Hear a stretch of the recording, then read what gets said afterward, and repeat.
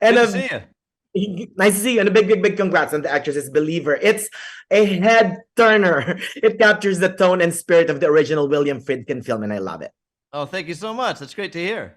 Oh, you're so welcome. Now, after recapturing the slasher magic that is Halloween, you're back with another iconic franchise, The Exorcist. On its 50th anniversary, what got you interested in bringing back the Exorcist magic?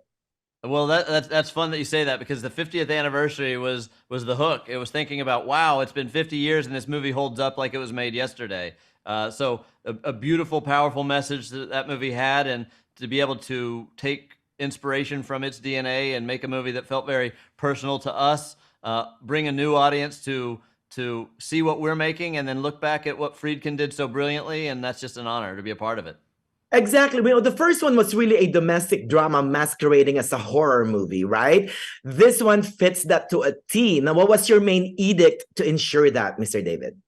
Just making sure it was relatable. Friedkin always referred to his original film as a theological thriller, and our idea was to take various spiritual perspectives and put them into an arena of demonic possession, and then weave in some character drama that was really relatable. And you may not know someone that's been possessed by a demon, but you sure know someone that's dealt with a mental illness or a difficulty in addiction or some relatable everyday elements. And so we take culturally what we find very fascinating about demonic culture and entities, and try to make an entertaining horror film about that subject matter. Exactly. The Catholic faith is pronounced here, but so are the other beliefs, other faiths. What led to that?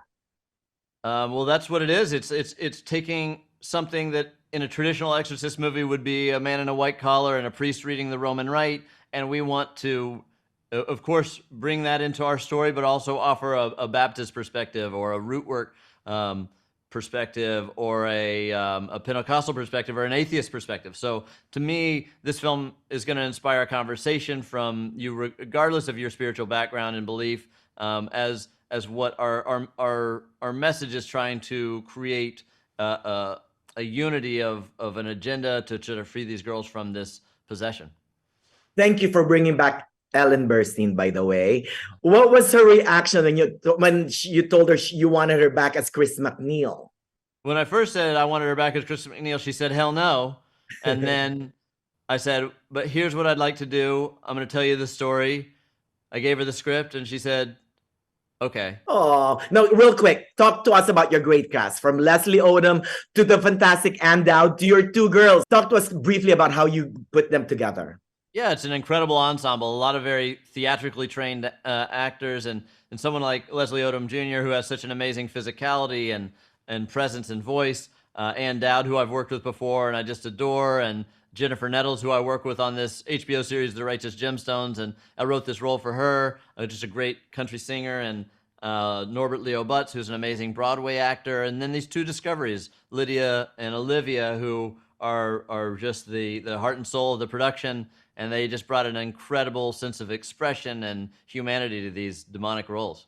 You know what, by the way, real quick, the original movie was known for using sound to maximize effect, right?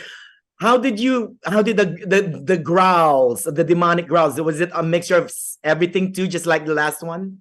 Yeah, so sometimes it would be our girls, sometimes it would be our girls with a processing on it. Sometimes we'd have like our makeup artist Christopher Nelson would throw his voice in there, and we could articulate that. Other times it would be an animal sound that we could add into it. So we had a lot of fun with the sound design, very complex, but our sound team was really inventive and inspired by what Friedkin and his sound team did 50 years ago.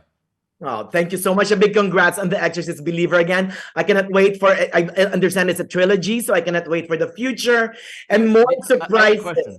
I have a question. Are you an actor? No, I'm not. I might want to put you in something someday. I love talking to you. Oh, thank you so much, Mr. David. I'll hold you to that. All right. Bye. Good luck on everything, okay? Thanks so much. Bye.